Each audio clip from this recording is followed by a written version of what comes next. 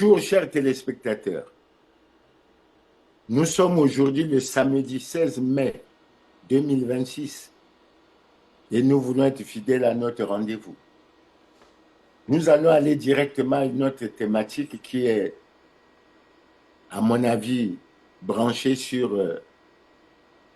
le contexte que nous vivons actuellement avec un certain nombre d'informations extrêmement importantes s'agissant du Congo. Et nous avons intitulé cette thématique le Congo, notre pays qui va mal, très très mal, même si on sort de l'élection, n'a pas besoin d'une justice à deux vitesses. Mais déjà pour essayer de vous briefer sur la thématique, nous avons deux thèmes actuellement extrêmement importants. Nous avons découvert dans l'actualité que le Congo est en train de mener les démarches auprès du Fonds monétaire international pour un nouveau programme. Et nous nous posons, du point de vue de la problématique, la question de savoir est-ce que c'est le Congo a besoin du Fonds monétaire pour sortir de la crise, pour améliorer les conditions de vie des Congolais, pour sortir les Congolais de la misère et de la souffrance. Ça, c'est l'un des premiers volets.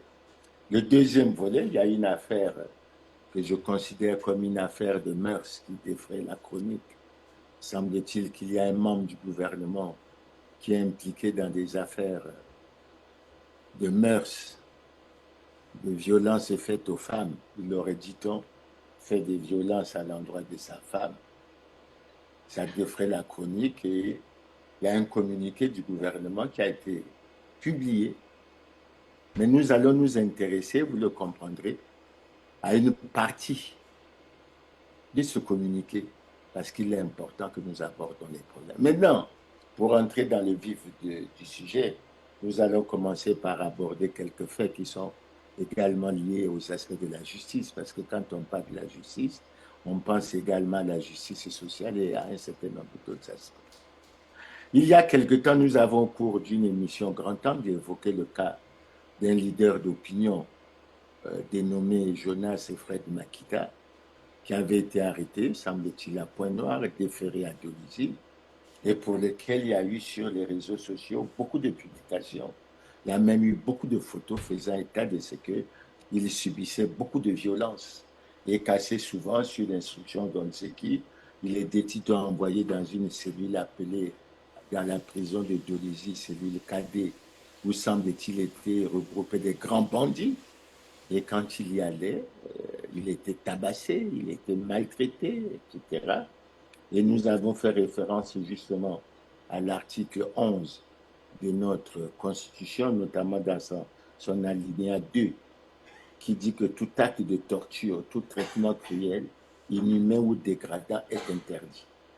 Et on ajoute que le pouvoir judiciaire, gardien des libertés individuelles, assure le respect de ce principe dans les conditions fixées par la loi.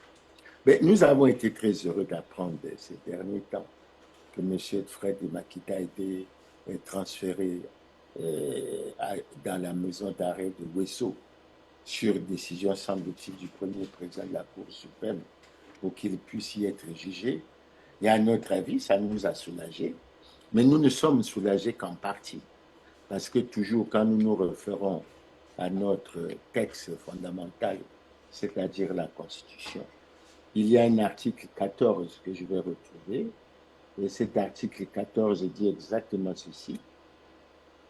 Tout individu, tout agent de l'État, tout agent des collectivités locales, toute autorité publique qui se rendrait coupable d'actes de torture ou de traitements cruels, inhumains ou dégradants, soit de sa propre initiative, soit sur instruction, est puni conformément à la loi. Et c'est sur cet aspect que nous voulons insister, parce que dans notre pays où on a pratiquement fait grandir, si vous voulez, la culture de l'impunité, elle atteint un niveau extrêmement inquiétant. Mais on peut penser que le fait d'avoir pris Jonas Fred Makita, qu'on l'ait transféré à Rousseau, signifie la fin des choses. Non. Nous souhaitons qu'il soit jugé, mais nous souhaitons également que les personnalités ou les personnes qui ont été responsables des traitements inhumains, dégradants et cruels qui lui ont été infligés, qu'ils puissent être sanctionnés. C'est pour ça qu'à la dernière émission, nous avons souhaité qu'une commission d'enquête soit mise en place, que toutes ces responsabilités puissent être établies et que les personnes responsables soient sanctionnées conformément à la loi. Nous voulons que tout se fasse conformément à la loi et qu'on s'achemine vers la fin de l'impunité, parce que ce que l'on vit est inacceptable. Et quand on a vu les vidéos de Fred Makita sur les réseaux sociaux, c'était vraiment inhumain. On ne peut pas tolérer. Ça ne peut pas être tolérable. Donc, à notre avis, nous avons cet aspect et nous allons essayer de suivre et d'y veiller.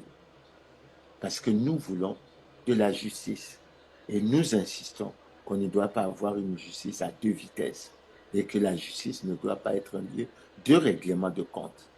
Assez souvent, on dit que quel que soit le rang, il y a des personnes qui sont impliquées dans ce genre d'affaires, mais il faut que la justice agisse et il faut que nous avancions. Je crois que c'est l'un des aspects sur lesquels nous avons voulu nous pencher. Le deuxième aspect, toujours dans la même veine, c'est l'affaire de Maître Bob Kaben Masuka, qui avait été arrêté par la CID le 9 juillet 2025. Semble-t-il qu'il projetait de faire une marche pour la libération du Congo le 10 juillet. Il a été arrêté avec 6 autres personnes, dont, dit-on, 2 Centrafricains, dans une procédure de crime flagrant. Et moi, je ne suis pas juriste, mais je crois que lorsqu'il y a une affaire de crime flagrant, surtout s'agissant d'un avocat, la procédure devrait être très, très vite accélérée, et on devrait aller rapidement vers un procès. Curieusement, c'est le silence complet. Et nous apprenons que les 2 Centrafricains auraient déjà été libérés. Nous ne comprenons pas ce qui se passe. Il avait été accusé de faits d'association de malfaiteurs et ensuite d'atteinte à la sécurité intérieure de l'État, fait qui avait été jugé extrêmement grave. Et aujourd'hui, c'est le silence complet.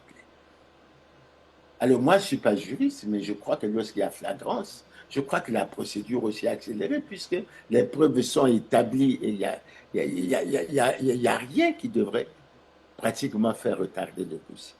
Et là aussi, on est en train de vivre une injustice. Évidemment, les injustices de ce genre, nous les décrions assez souvent. Assez souvent, nous parlons de la situation de Jean-Marie Michel Moukoko, nous parlons de la situation d'André Okombi Salissa. Et pendant qu'on utilise ce genre de procédé, il y en a qui posent des actes, surtout en termes de crimes économiques, même parfois des crimes de sang, mais qui ne sont nullement inquiétés, qui se promettent, qui circulent librement, etc. Tout ça. Donc, dans le cas de l'affaire Bob Kaben Masuka, j'analyse l'aspect sous l'angle politique.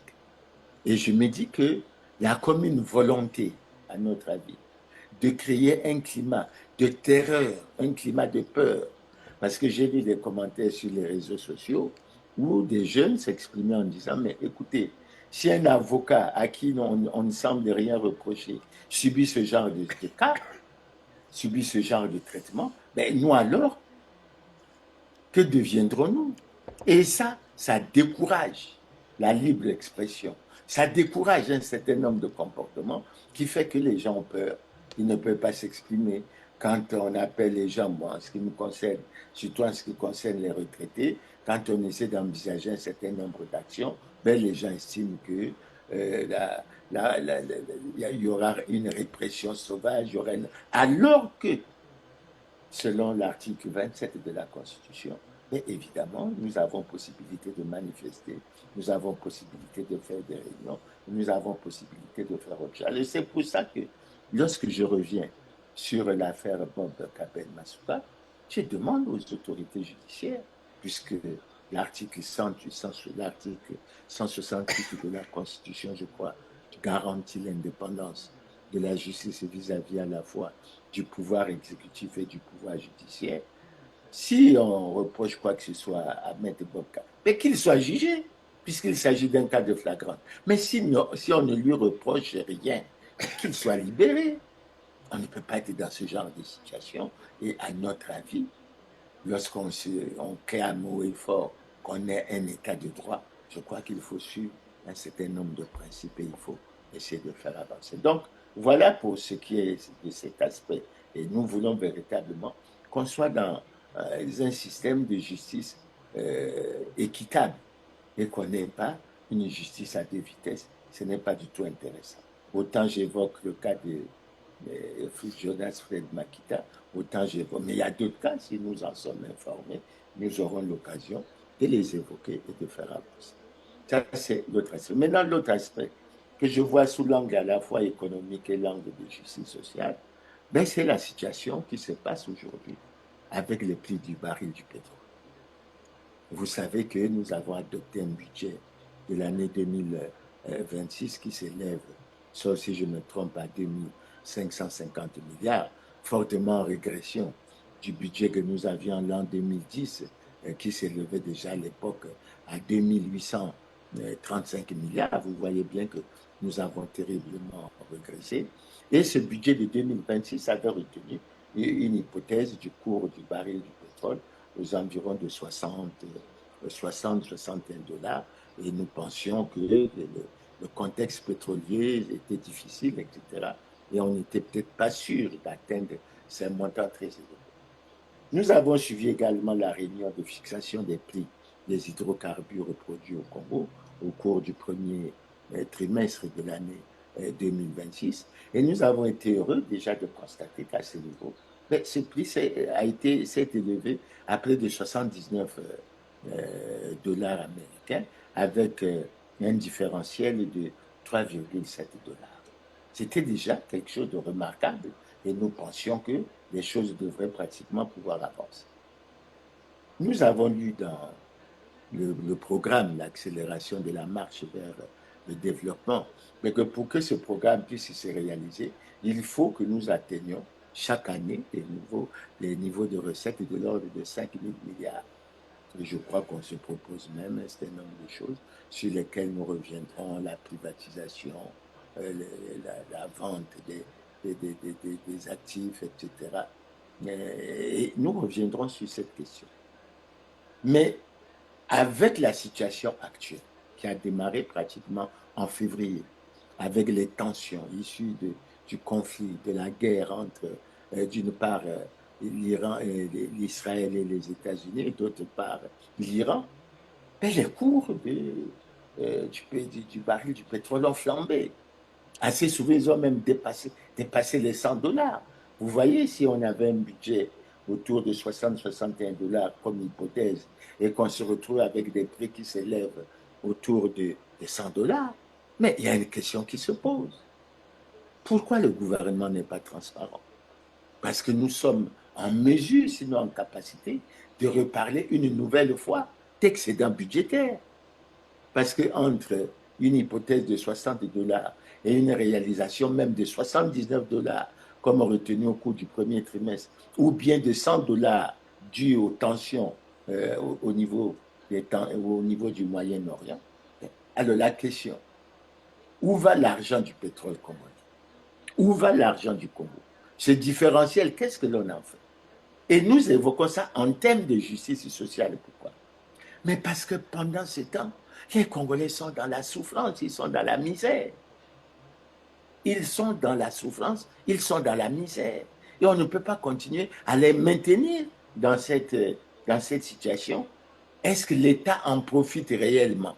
Qui en profite? On nous a parlé des préfinancements, on nous a parlé des traders. Qui profite de cette hausse suffisamment significative des prix du baril du pétrole? Et à mon avis, les gouvernants devraient être transparents pour nous donner des informations afin que nous le sachions. C'est une question pendante. Et j'ose espérer, je ne sais pas si l'Assemblée pourra reposer le problème, mais les gouvernants, le conseil des ministres, etc., doit informer les Congolais parce que nous, nos souffrances doivent être soulagées. Que ce soit les étudiants, les retraités, les travailleurs de plusieurs structures administratives qui qui accumulent des retards de salaire et autres, il faut que ces problèmes-là soit véritablement possible. Alors nous insistons là-dessus. Pourquoi? Mais parce que depuis la conférence nationale, la critique qui a été faite sur la gestion opaque de nos revenus provenant des ressources naturelles, ce problème n'a toujours pas été réglé. Et en ce qui concerne le pétrole, on constate assez souvent que c'est l'opacité totale, alors que l'on devrait être extrêmement transparent. On devrait être extrêmement transparent. Et en ce moment, je pense que les problèmes des Congolais devraient pouvoir être résolus. Si je vous prends par exemple le problème des retraités, est-ce qu'il est normal, s'il y a ces excédents, mais que depuis le mois de janvier 2026, les retraités n'aient pas touché le moindre mois de pension au titre de l'année 2026? Nous sommes pratiquement en juin là. On va arriver vers 6 mois, alors que lorsqu'on essayait de raisonner, lorsqu'on essayait de tabler, mais on visait sur une hypothèse qui devait faire que, à partir de 2026, les gouvernants devaient faire l'effort pour que la pension soit payée régulièrement, chaque mois, et que l'on regarde le problème de l'harmonisation de la valeur du point d'indice à 300 pour tout le monde, alors que la majorité, sinon une grande partie des retraités touchent la pension à la valeur du point d'indice 660. C'est une injustice que l'on ne devrait pas tolérer et à notre avis qui doit être regardée de manière assez sérieuse. Donc voilà un autre problème que nous posons sous l'angle à la fois économique et financier, mais que nous posons également sous l'angle de justice sociale, parce que la justice doit être faite et que les conditions de vie des Congolais, surtout pour les droits qui reviennent aux retraités, doivent être rapidement résolus et permettre aux uns et aux autres d'avancer et de faire avancer les choses. Maintenant, l'autre information sur laquelle nous avons insisté, nous avons lu un texte à travers toujours les réseaux sociaux. Dieu merci, il y a maintenant les réseaux sociaux. Un texte dans lequel on annonce que le ministre de l'Intérieur, sinon le gouvernement, mais des Finances plutôt, sinon le gouvernement, sollicite officiellement un nouveau programme avec le Fonds monétaire international. Mais nous nous sommes posé la question, Fonds monétaire international, ça revient assez souvent.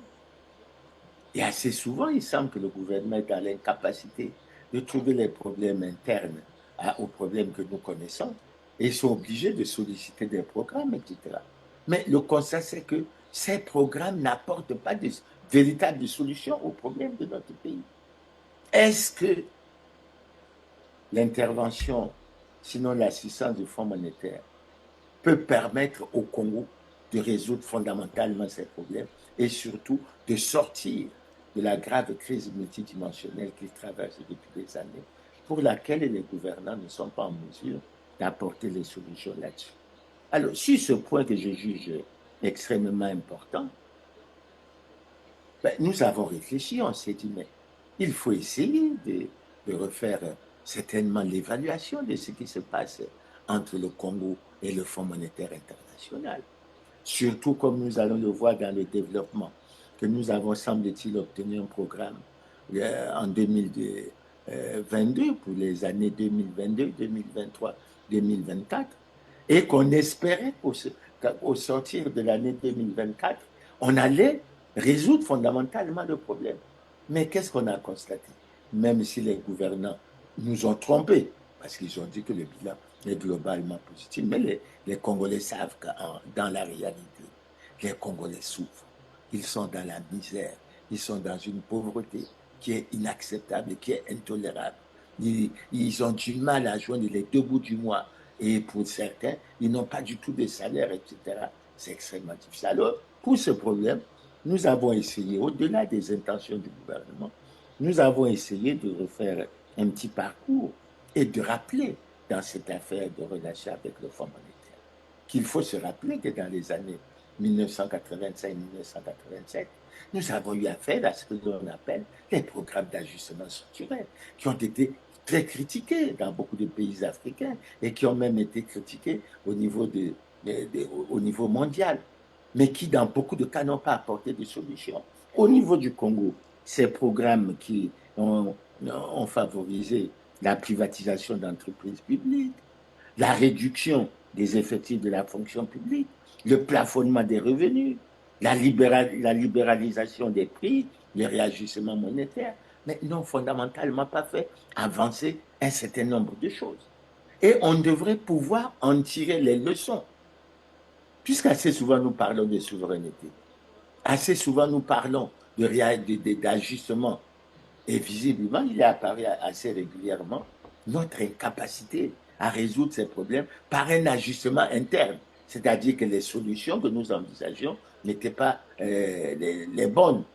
Maintenant, la question qui va revenir tout au long de l'émission que je vais essayer de faire, est-ce que l'intervention du Fonds monétaire est adaptée à la situation du Congo pour permettre qu'on puisse trouver des solutions idoines et appropriées à la situation? Maintenant, il faut expliquer un certain nombre de choses.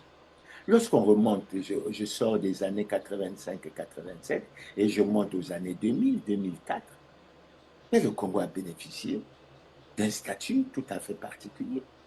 En 2004, le Congo a été éligible à l'initiative renforcée du Fonds monétaire et de la Banque mondiale qui s'appelait l'initiative Pays pauvres très endettés.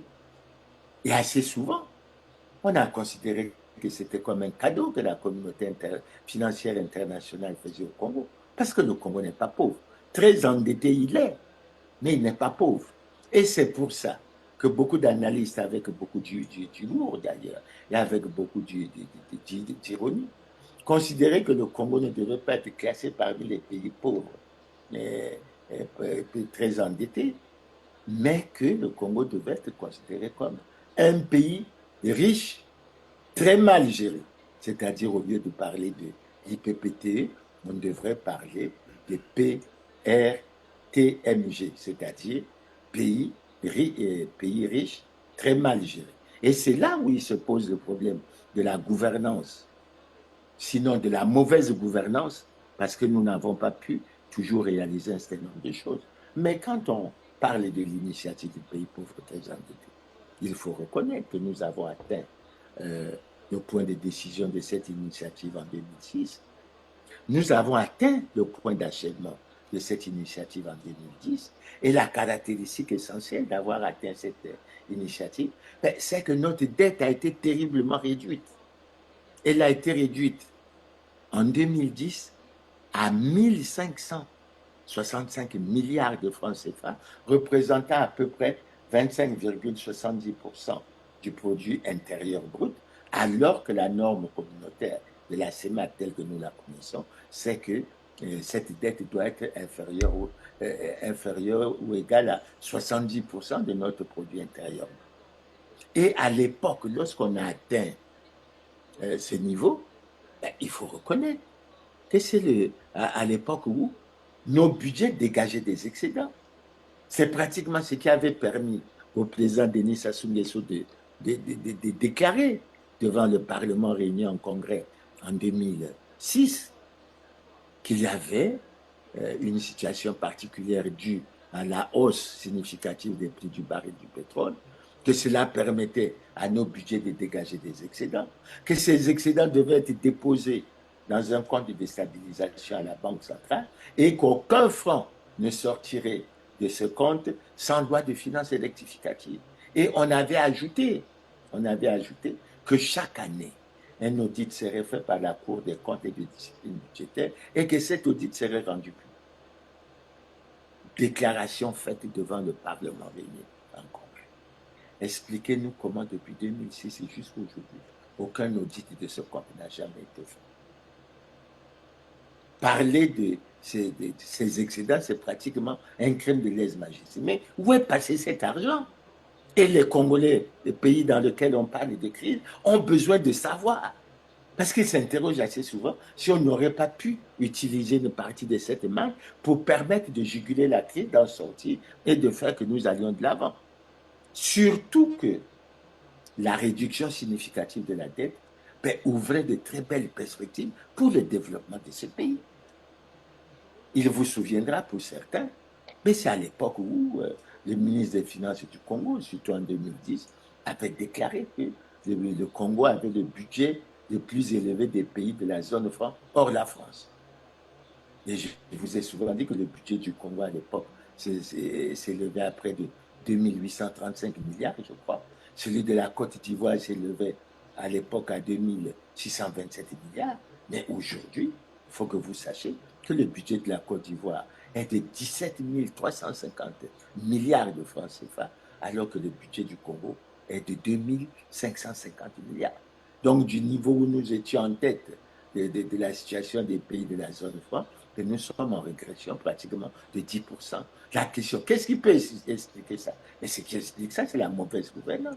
Ce qui explique ça, c'est la mauvaise répartition de la richesse nationale. Ce qui explique ça, c'est les vols, c'est les détournements, dans l'impunité totale, qui font que le Congo se retrouve dans cette situation. Et si on vous donne quelques chiffres, puisque je les ai sous les yeux, de l'évolution de la dette, encore que à l'époque, moi j'étais encore dans les services, j'y travaillais encore, mais dans le cadre des relations avec le Fonds monétaire international, puis il avait été recommandé au Congo mais de bannir les, les, les démarches et sinon les aspects de préfinancement, de gage des ressources naturelles, etc. Mais le Congo n'a pas suivi et le Congo a continué à s'enfoncer. De sorte que l'on constate une situation qu'on n'a jamais, pour laquelle d'ailleurs les responsabilités n'ont jamais été établies, mais nous nous sommes endettés terriblement au moment où nous dégageons des excédents budgétaires. Ce qui fait que cette situation mérite qu'une attention toute particulière puisse être accordée et que des responsabilités puissent être établies, que des sanctions puissent être prises. Non. On vient nous dire que la dette a explosé, etc.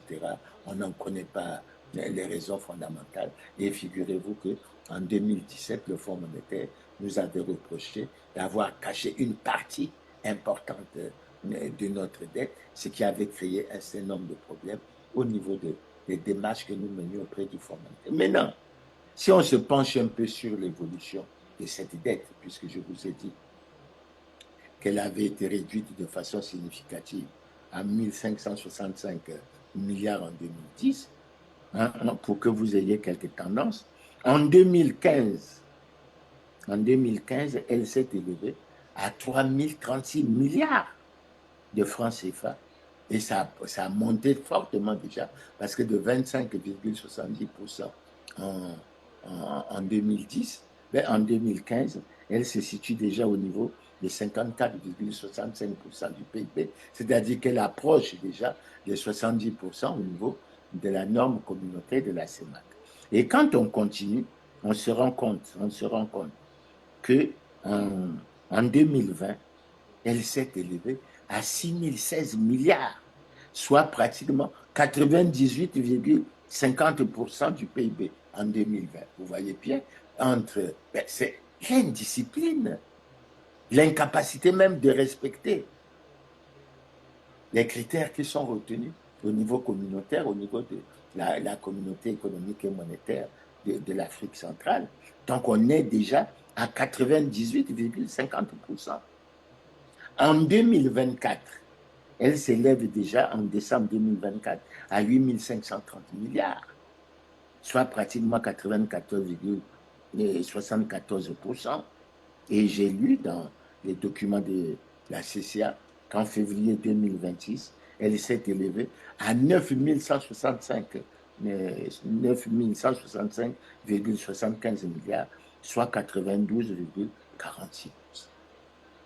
Et aujourd'hui, après les déclarations que le Premier ministre avait faites lors de son voyage à Paris, que nous étions déjà à 91% et qu'on estimait qu'on atteindrait rapidement le respect de la norme communautaire, mais on n'y est pas. On n'y est pas.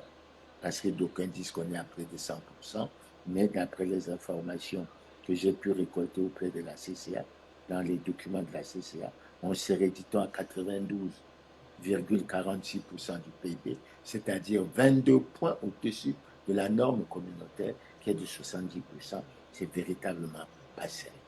Mais ce qu'il faut noter, c'est que lorsque nous atteignons le point d'achèvement en 2010, 2 ans après, en 2012, mais plusieurs acteurs politiques ont alerté les gouvernants sur le fait que le Congo avait commencé à traverser une grave crise multidimensionnelle pour laquelle il fallait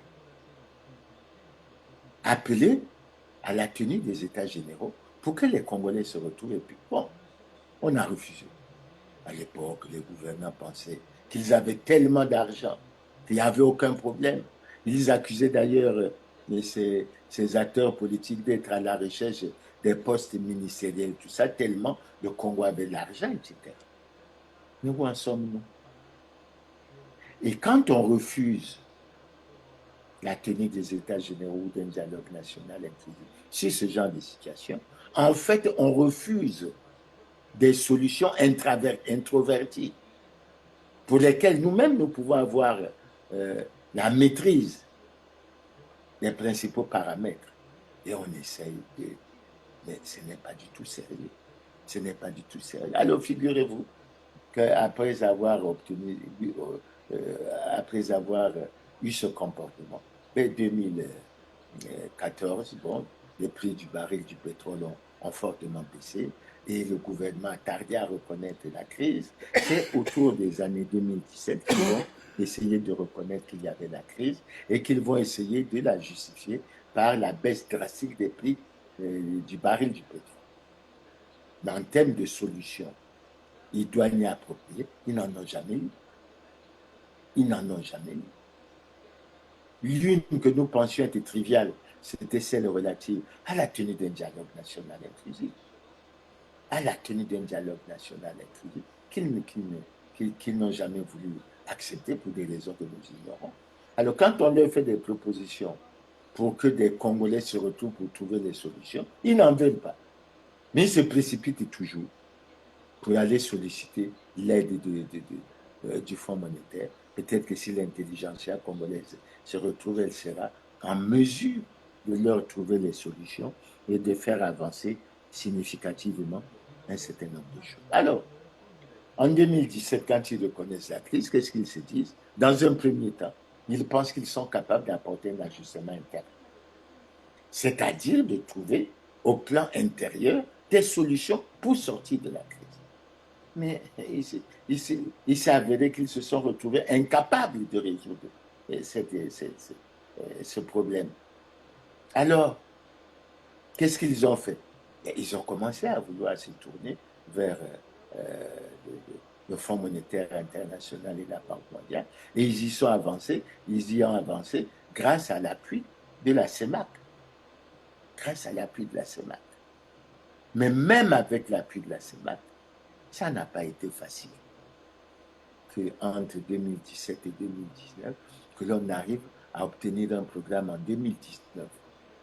Très, très difficile. Après des négociations éprouvantes et très difficiles.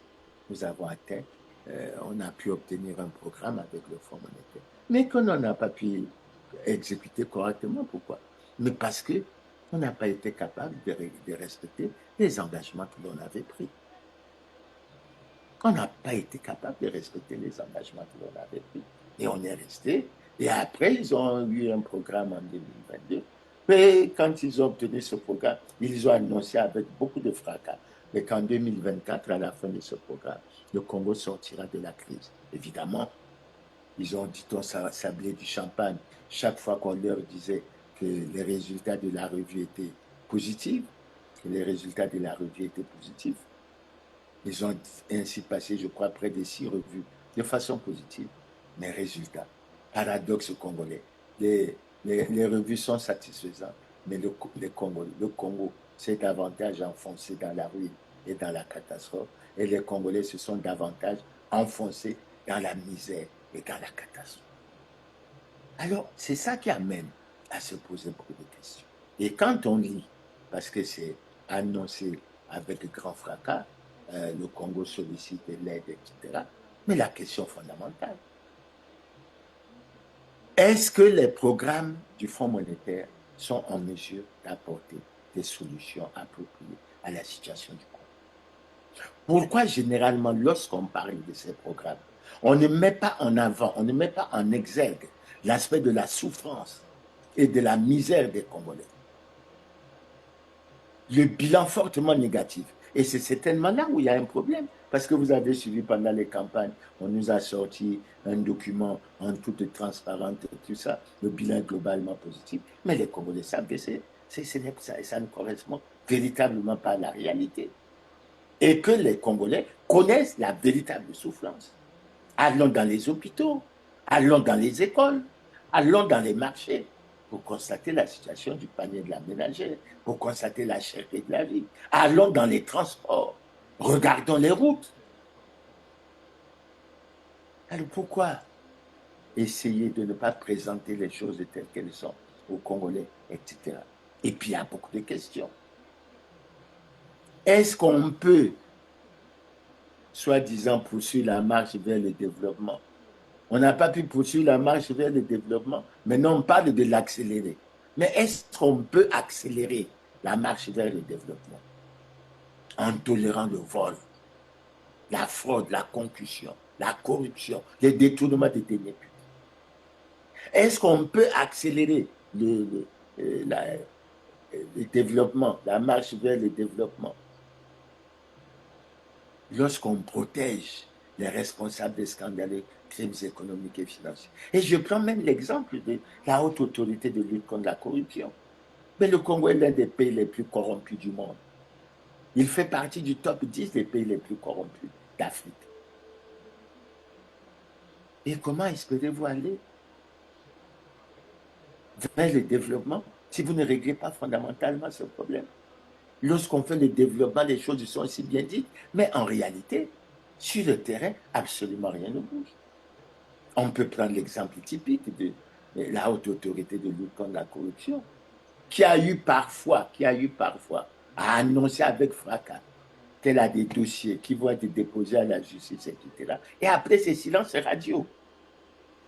De sorte que l'indice de perception du Congo,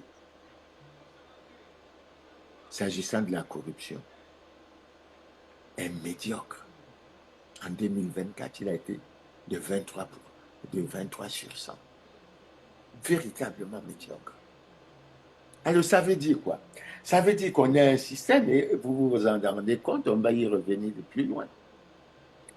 Pourquoi les autorités refusent de faire la déclaration de patrimoine telle que recommandée par l'article 55 de la Constitution du 25 octobre 2015? Mais parce qu'il y a enrichissement illicite.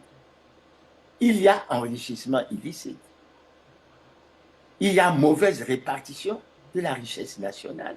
Il y a accaparement de l'essentiel de la richesse nationale par une petite minorité. Et lorsqu'on évoque ça, on peut se poser tout de suite une question. Est-ce qu'il est normal que depuis plus de 10 ans, que le Congo traverse une grave crise multidimensionnelle et que les gouvernants congolais ne soient pas en mesure de procéder à une réduction du train de vie de l'État? Les chiffres sont connus. Le président sénégalais gagne 4 800 000. Le premier ministre sénégalais gagne 4 300 000. Un ministre sénégalais gagne autour de 3 800 000, 3 900 000. Le premier ministre congolais gagne bien plus que le président Donald Trump des États-Unis. Je ne parlerai même pas de la Chine, puisqu'on nous apprend assez souvent que le premier ministre congolais gagnerait 25 millions. Et nous n'avons de cesse de dire aux Congolais que le président chinois, lui, il gagne à peu près 1,50 million francs. Le premier ministre indien gagne entre 1 million et 1,7 million francs de francs CFA. L'indemnité de logement d'un ministre au Congo est d'1,5 million. Mais le salaire d'un ministre burkinabé est d'1,155 million. Est-ce que c'est normal? Est-ce que c'est le Fonds monétaire qui empêche au gouvernement congolais de procéder à la réduction du train de vie de l'État, tant du point de vue des conditions de rémunération que du point de vue des effectifs? Regardez vous-même, on vient de former un gouvernement.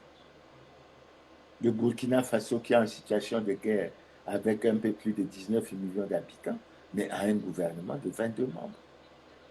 Il était de 24 membres en 2025, mais début 2024, ça a été ramené. Mais prenons même la Côte d'Ivoire, qui a un budget, une économie, une croissance forte, et puis un budget de 17 350 milliards. Mais les gouvernements ivoiriens comptent 34 ministres. Le gouvernement sénégalais compte 31 ministres. Mais le Congo, une population de 6 millions d'habitants, un gouvernement qui est passé pratiquement de 38 membres à 42 membres, Premier ministre compris. Est-ce que c'est sérieux? Est-ce que c'est sérieux? Alors, je me demande si c'est le Fonds monétaire qui empêche la lutte contre la corruption. Ça veut dire, si c'était le cas, que le Fonds monétaire favorise des mesures qui sont contre l'amélioration des conditions de vie des Congolais. Est-ce que c'est normal? Alors donc, on a toute une situation comme ça qui amène à se poser beaucoup de questions. Mais on se rend compte que la préoccupation des gouvernants est orientée vers quelque chose de simple. La conservation coûte du pouvoir. La conservation coûte que coûte du pouvoir. Et c'est ça qui est véritablement triste. Mais là, oui, ils nous font réfléchir. C'est bien qu'on sollicite l'appui ou un nouveau programme du Fonds monétaire. Mais je suppose que les gouvernants congolais lisent la Constitution. Et ils savent que les articles 227 et 228 de la Constitution ont institué un Conseil national de dialogue, organe de concertation, organe d'apaisement, organe de recherche de consensus sur les grands problèmes politiques d'intérêt national. Les grands problèmes d'intérêt politique, les grands problèmes politiques d'intérêt national. On peut en citer. Et l'un des problèmes aujourd'hui, c'est celui qui touche à la grave crise multidimensionnelle que le Congo connaît depuis plus de 10 ans et pour laquelle les gouvernants actuels ont prouvé leur incapacité à apporter des solutions appropriées. Et je terminerai cette partie en faisant allusion. C'est bien que nous allions solliciter l'appui, mais il faut que nous améliorons l'image de marque du Congo. Parce que les gouvernants congolais sont réputés dans leur comportement de violer dans l'impunité totale les lois et règlements de la République et particulièrement la Constitution. Mais vis-à-vis de l'extérieur, quand vous ne respectez pas votre propre Constitution, chaque fois vos partenaires se demanderont si des gens qui ne respectent déjà pas leurs propres textes fondamentaux sont en mesure de respecter les engagements qu'ils prennent dans leur, enfin, selon eux, dans leur propre intérêt. Et il y a comme ça une multitude de questions qui peuvent se poser. Alors c'est pour ça que nous pensons que le moment est venu pour qu'on fasse l'évaluation depuis les programmes d'ajustement structurel jusqu'à la situation d'aujourd'hui, qu'on fasse l'évaluation de la situation, de nos rapports avec le Fonds monétaire international. Et que l'on puisse essayer de faire ressortir de façon franche, sincère, les véritables raisons qui ont fait que le Fonds monétaire n'a jamais été capable de nous faire avancer dans ce que nous recherchons, c'est-à-dire la sortie de crise, l'amélioration des conditions de vie des Congolais, le fait que les Congolais ont besoin d'emploi, qu'ils ont besoin d'un pouvoir d'achat qui leur permette de vivre dignement, etc. Et c'est pour ça que sur ce créneau, j'appelle très sincèrement les gouvernants à tout mettre en œuvre pour que cette affaire de discussion avec le Fonds monétaire, tout comme ce que j'ai lu dans le programme d'accélération de la marche vers le développement, s'agissant des entreprises, des actifs, des actions, etc. Mais ça doit faire partie d'un dialogue national inclusif qui doit permettre aux Congolais, tant de l'intérieur que de l'extérieur, d'apporter leur contribution et de faire avancer. Mais pourquoi les gouvernants sont égoïstes? Vous n'arrivez pas à trouver des solutions à des problèmes. Je ne parlerai pas de la situation des élections, parce qu'il y a beaucoup de choses qui ont été dites sur les irrégularités, allant même jusqu'au bourrage des urnes, etc. Alors, que voulez-vous?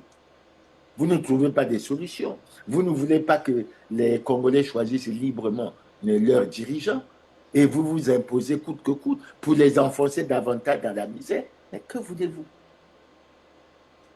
Que voulez-vous?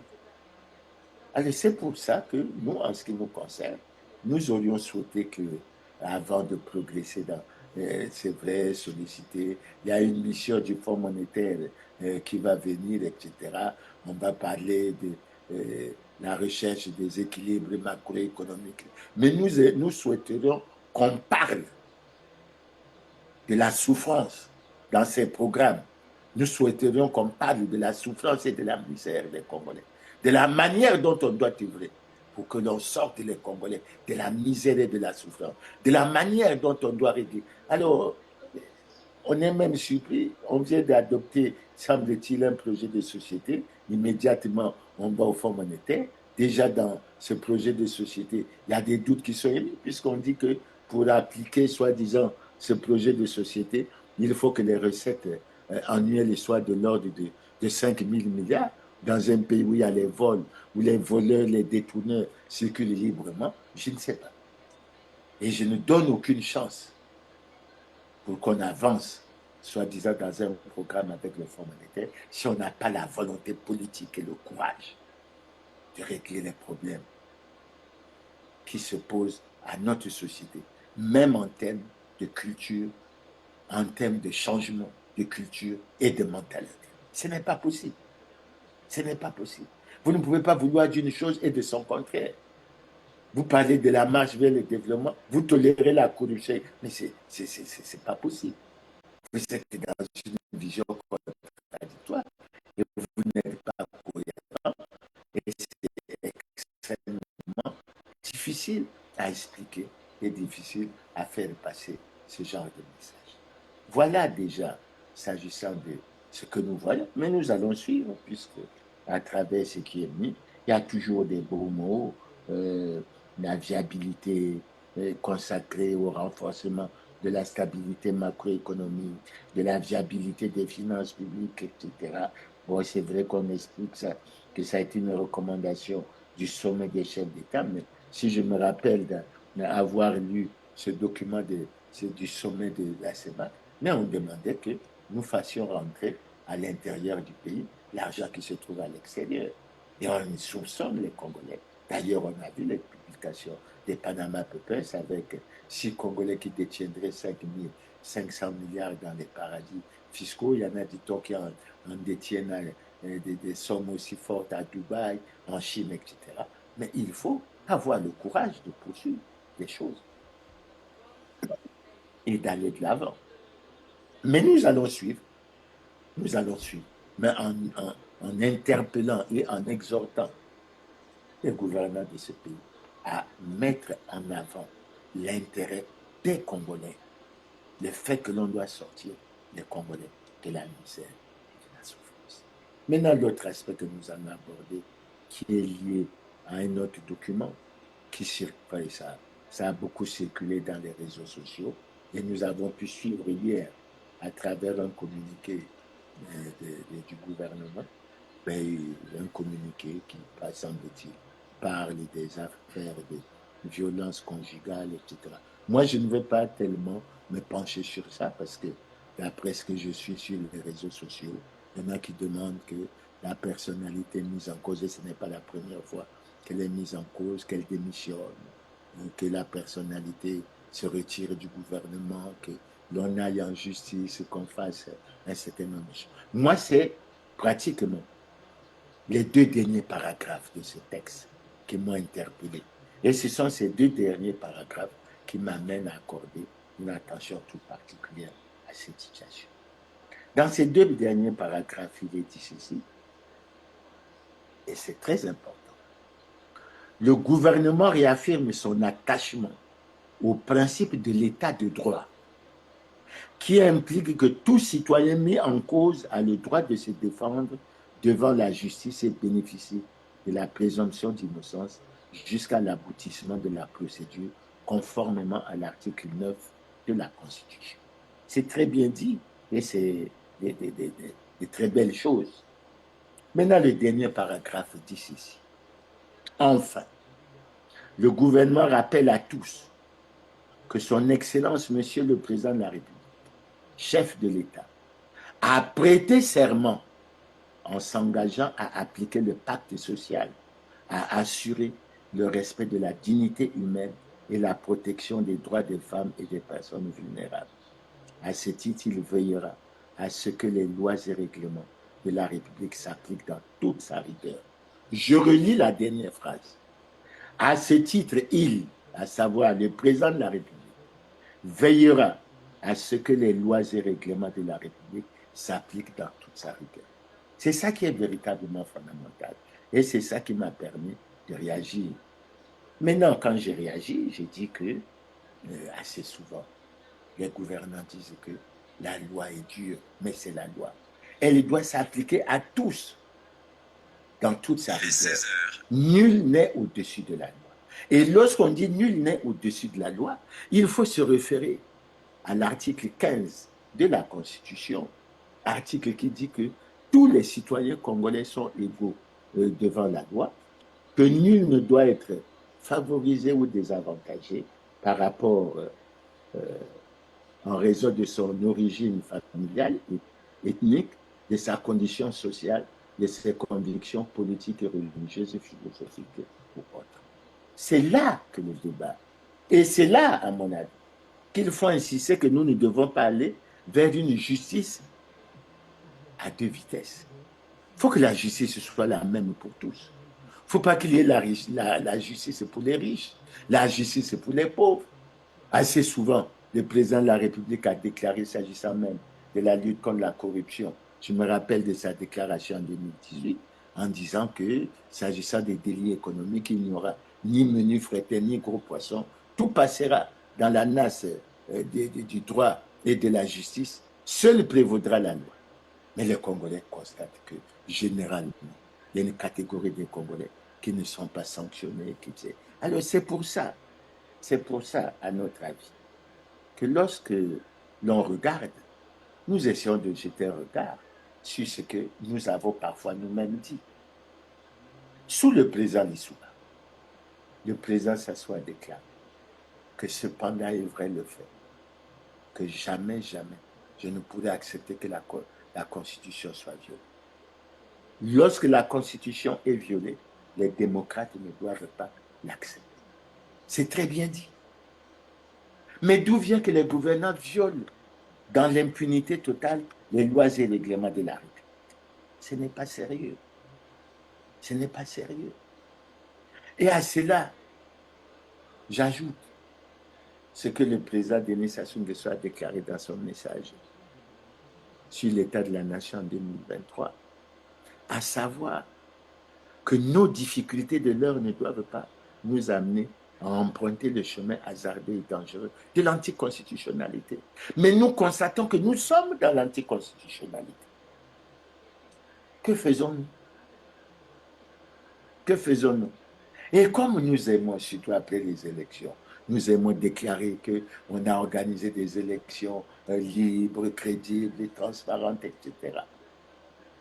Mais je rappelle à ce propos une phrase, une déclaration du président Laurent Gbagbo qui dit clairement que la démocratie, c'est le respect des textes, à commencer par la plus grande des normes en droit, qu'est la Constitution. Qui ne respecte pas la Constitution n'est pas démocrate. Quand on prend cette déclaration et si on l'applique au gouvernement congolais, mais il n'y a aucun gouvernement congolais qui est démocrate. Il n'y a aucun gouvernement congolais qui est démocrate. C'est dur à dire, mais c'est la triste réalité. Et on ne peut pas faire autrement. On ne peut pas faire autrement. Alors c'est pour ça que lorsque on sort de la langue de bois pour aller aux choses pratiques, et moi j'ai été très heureux, c'est pour ça que nous reviendrons assez souvent sur le communiqué du gouvernement qui se termine par la phrase suivante. À ce titre, il, le président de la République, veillera à ce que les lois et règlements de la République s'appliquent dans toute leur rigueur. Et vous allez comprendre mon insistance sur cet aspect. Pourquoi? Mais parce que nous n'avons de cesse de dénoncer que le Parti congolais du travail n'est pas en conformité avec la loi. Il n'est pas en conformité avec la loi parce qu'il a violé l'article 55 de la Constitution du 25 octobre 2015, qui dit clairement que tout citoyen élu ou nommé à une autre fonction publique doit déclarer son patrimoine lors de la prise de fonction et à la cessation de celle-ci, conformément à la loi.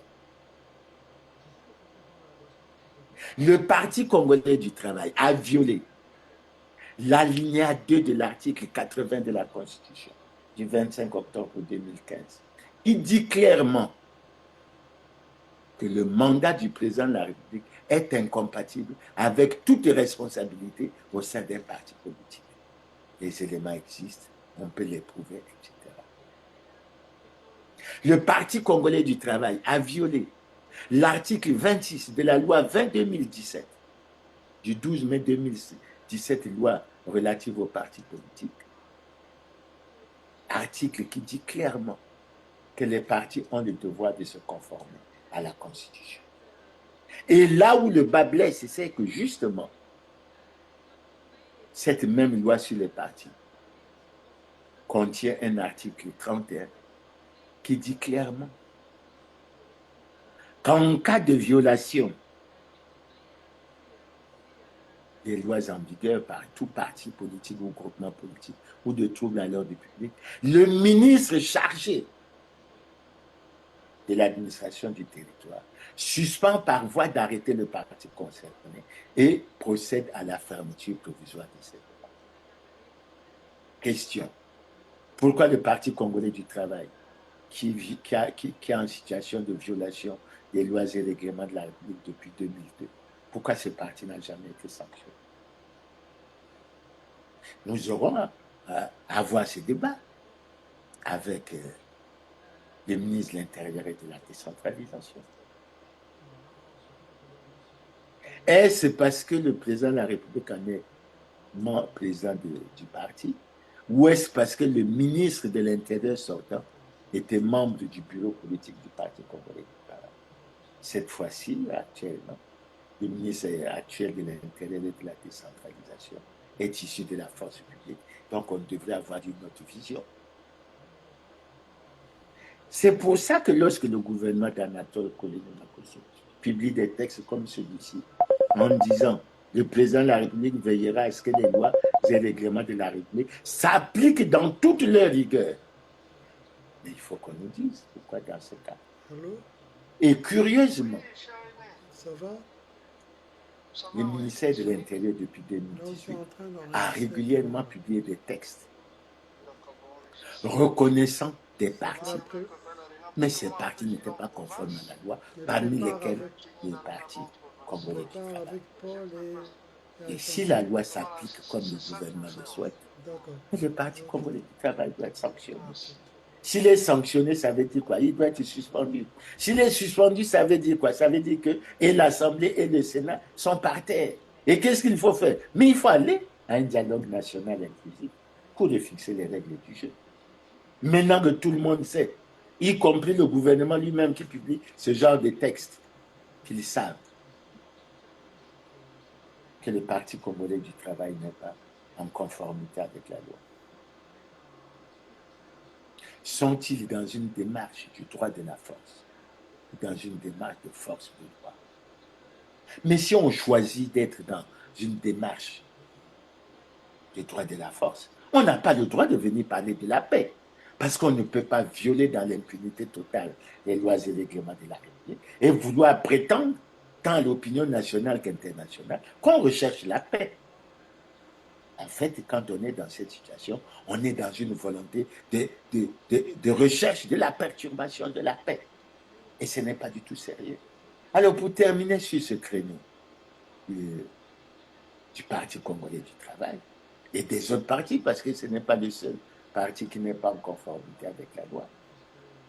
Et j'ajouterai l'article 28 de la loi, je crois, 9/2001 portant loi électorale. Cet article dit que, en fait, ne doivent prendre part aux réunions et aux campagnes électorales que les partis qui sont légalement constitués. Ça veut dire que le Parti congolais du travail, qui n'est pas légalement constitué, qui n'est pas en conformité avec la loi. Et je l'évoque parce que ça va être des sujets que nous allons aborder. Dans le cas du dicton, j'entends parler des législatives. Assez souvent, quand on arrive là, on parle du respect des dispositions constitutionnelles, mais le Parti congolais du travail doit également respecter les dispositions constitutionnelles. Alors, quand on sort du Parti congolais du travail, on va et on aboutit au président de la République. Et ce que nous disons de manière simple et claire, le président qui veillera à ce que les lois et règlements de la République s'appliquent dans toute leur rigueur est dans une situation délicate, difficile et manifeste d'incompatibilité constitutionnelle. Je dis bien, le président de la République qui veille ou qui doit veiller à ce que les lois et règlements de la République s'appliquent dans toute leur rigueur, il est dans une situation difficile, délicate et manifeste d'incompatibilité constitutionnelle. Et cette situation est gênante à plusieurs égards pour les Congolais. Et pourquoi je le dis? D'abord, le premier point, il n'a jamais déclaré son patrimoine depuis 2002, conformément à l'article 57 de la Constitution que nous avons tantôt cité. Il n'a jamais déclaré son patrimoine. Et figurez-vous qu'il a prêté le serment le 16 avril 2025, c'est-à-dire qu'il a officiellement pris fonction, mais au moment de la prise de fonction, il n'a pas déclaré son patrimoine. Ce qui fait que nous ajoutons aux années que nous avons citées, puis l'année 2026, même plus récemment. Et on note que les Congolais sont partis aux élections dans l'irrespect total des lois et règlements de la République, et que même le jour de la prestation de service, de serment, et je reviendrai assez souvent là-dessus, avant la prestation de serment, le président de la République n'est pas en conformité avec la loi. Pendant qu'il fait la prestation de serment, il n'est pas en conformité avec la loi. Après la prestation de serment, il n'est pas en conformité avec la loi. Où allons-nous? Que voulons-nous? La loi est faite pour qui? Je rappelle et je reviens sur l'article 15 qui dit que tous les citoyens sont égaux devant la loi. Et quand je reprends l'article 50 de la Constitution que j'ai sous les yeux, l'article 50 dit clairement que tout citoyen, je vais retrouver l'article pour que je ne me trompe pas, article 50, tout citoyen a le devoir de se conformer à la Constitution, aux lois et règlements de la République et de s'acquitter de ses obligations envers l'État et la société. Et le président de la République est un citoyen, comme tous les autres, qui a la responsabilité première de se conformer à la Constitution. D'autant qu'il prête serment, conformément à l'article 77 de notre loi fondamentale, et dans cette prestation de serment, il prend l'engagement, il jure solennellement, entre autres, de respecter et de faire respecter la Constitution. Vous voyez bien que les choses sont claires. Vous voyez bien que les choses sont claires. À cela, j'ajouterai, s'agissant du président de la République, mais que le président de la République ne peut pas être président du Parti congolais du travail. Et là aussi, je me réfère à l'article 80 de la Constitution, qui est clair, alinéa 2. Le mandat du président de la République est également incompatible avec toute responsabilité au sein d'un parti politique. Alors, quand je continue sur cette lancée, je rappelle aux téléspectateurs que le Premier ministre a démissionné le 17 avril. Il n'a pas fait de déclaration de patrimoine. Ce qui fait qu'il n'a pas donné la possibilité aux autres institutions comme la Cour suprême de procéder à la vérification de savoir si pendant qu'il a occupé ses fonctions, il ne s'est pas enrichi au détriment de l'État. Et ce n'est pas nouveau pour le Premier ministre Anatole Kouliné-Makosso, parce que vous savez qu'il est ministre depuis 2011. Donc il y a 15 ans qu'il est ministre, et il y a 15 ans qu'il n'a pas déclaré son patrimoine conformément à la loi. Et je rappelle que lorsqu'il a été Premier ministre, il y a eu des réajustements ministériels. À l'occasion de ces réajustements, il devait déclarer son patrimoine. Il ne le déclare pas. Et où allons-nous? Que cherchons-nous? Que voulons-nous? On utilise la loi pour vouloir exclure les autres. On se présente devant l'opinion tant nationale qu'internationale en pensant ou en faisant croire qu'on est conforme à la loi. On ne l'est pas, mais maintenant que l'on sait. Et nous faisons le lien avec l'affaire en question. Je ne veux pas trop m'y mêler là-dedans. J'espère que la justice fera son travail. Mais il ne faut pas que l'on utilise la justice pour des règlements des comptes vis-à-vis de certains compatriotes. Vis-à-vis de certains compatriotes. Ce n'est pas normal. Je veux bien quoi le dire, je le dis. À l'époque, le ministre Jean-Marc Tissé-Chikaya a eu des problèmes très sérieux avec l'ami Nguele qui avait fait, semble-t-il, un dossier qu'il considérait comme un dossier en béton. Mais après, à l'époque, la majorité présidentielle avait soutenu. Mais en tant que ministre, en tant que gouvernant, Jean-Marc Tissé-Chikaya n'est pas le seul dignitaire à être dans cette situation. Il ne faut pas que ça soit un règlement de compte. Il faut que la justice soit rendue à tout le monde. Et que par rapport à tout le monde, on dise que l'on veille à ce que les lois et règlements de la République s'appliquent dans toute leur rigueur. S'appliquent dans toute leur rigueur. S'agissant de nos partis, lorsque l'administration du ministre Mboulou, qui a été une administration publique partisane, avait exclu un certain nombre de partis. Il avait choisi un certain nombre de partis qui n'étaient pas conformes à la loi, mais c'est un choix qui était fait dans le strict style de la conservation du pouvoir. Et quand le 12 juillet, nos partis qui étaient invités par le directeur général de l'administration du territoire, le préfet directeur Jacques, moi j'ai entendu dire, bon, vous pouvez travailler, il faut que vous mettez tout en œuvre pour que vous soyez. Et aujourd'hui, quand nous allions, nous faisons des demandes des salles de réunion, nous écrivons dans les préfectures, tout ça, mais on ne nous accorde pas les autorisations. Mais on joue à quel jeu? Le PCT n'est pas conforme à la loi. Il doit être sanctionné, il ne l'est pas. Il peut faire tout ce qu'il veut. Mais que voulez-vous? Créer le climat de terreur pour que les gens ne s'expriment pas et que vous dites qu'au Congo, on ne fait pas de plainte contre vous, on ne se plaint pas, tout ça. Non. Moi, je suis de ceux qui élèveront toujours leur voix pour dénoncer ce qui se passe.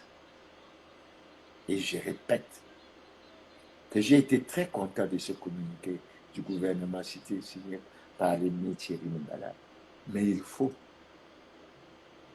qu'il n'y ait pas de paradoxe entre ce que l'on dit et ce que l'on fait.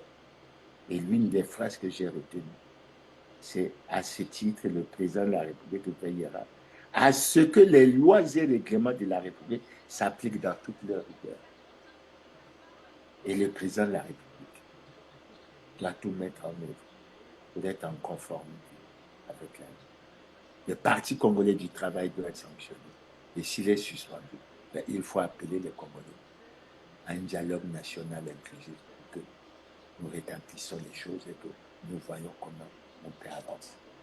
Alors, sur le reste des problèmes, je veux bien pour les affaires de violence faites aux femmes, mais il faut alors faire l'inventaire de toutes les violences qui ont été faites aux femmes et que ces questions soient traitées de la même manière pour tout le monde et qu'il n'y ait pas véritablement de... Donc, chers téléspectateurs, avant d'aller à la conclusion, c'est sur ces aspects que je voulais accorder une attention particulière. Au niveau de la conclusion, moi, je dirais une chose qui est, les Congolais doivent prendre le destin de leur pays entre leurs mains. La sortie de la grave crise multidimensionnelle du Congo ne viendra pas du Fonds monétaire international. Quelles que soient les intentions et la volonté du Fonds monétaire international, il revient aux Congolais. Ce n'est pas le Fonds monétaire international qui va venir se charger des Congolais responsables, qui sont souvent reconduits au gouvernement, mais qui sont dans les détournements, dans les vols. Ce n'est pas le Fonds monétaire qui doit régler ce problème. La question est de savoir, est-ce que le pouvoir du président Sassou a la capacité, a le courage et la volonté politique de sanctionner, y compris les membres de la famille, du clan et les autres, qui soient impliqués dans les vols, dans les détournements. Et les cas sont nombreux. Si on ne les connaît pas, ben on se réfère à nous, nous les communiquerons. S'agissant du Fonds monétaire international, tout en reconnaissant que c'est une structure qui a une certaine vocation, etc., mais il faut savoir une chose. Nous, Congolais, nous n'avons pas le droit de choisir toujours des solutions d'extraversion pour essayer de régler les problèmes qui doivent préoccuper les Congolais, notamment leurs conditions de vie. Sortir les Congolais de la misère et de la souffrance. Parce que le monsieur du Fonds monétaire ou la dame qui travaille à Washington ne connaît pas les problèmes du marché, du panier de la ménagère, du pouvoir d'achat, ne sait pas. Ne sait pas qu'au Congo, un ministre peut gagner 10, 15, 25 millions, alors que le SMIC, le salaire minimum interprofessionnel garanti, est de 70 400. Quand vous gagnez 70 400, vous pouvez vous poser la question, à combien vous payez le loyer? Combien il vous faut pour manger? Parce que si vous gagnez 70 400, et si vous avez une famille, si vous dépensez 2 000 francs pour le marché, ça fait que 60 000 francs. Il vous restera combien? 10 000 francs pour les transports. Ce n'est pas possible. C'est pour ça qu'il est indispensable que pour la sortie de crise du Congo, pour la sortie de crise du Congo, ben que l'on aille à un dialogue national inclusif. Maintenant, sur l'autre aspect, je serai très simple et très court. La loi doit être la même pour tout le monde. Et comme il est dit, Commence à on conclure doit la appliquer lumière. la loi dans toute sa Commence, rigueur. commence à conclure la lumière d'école là. La loi doit être la même pour tout le monde. Elle doit s'appliquer à tout le monde dans toute sa rigueur. C'est pour ça que j'exhorte le président de la République à tout mettre en œuvre pour qu'il soit en conformité avec la loi et que pour qu'il veille effectivement à ce que toutes les lois et règlements de la République soient appliqués dans toute leur intégralité. C'est sur ces mots, chers téléspectateurs, que je termine cette émission et vous donne rendez-vous à la prochaine émission qui aura lieu le samedi 23, je crois. Et je crois que nous aurons un bon thème que nous allons développer. Je vous remercie pour votre aimable attention et vous donne rendez-vous à la semaine prochaine. Merci et à bientôt.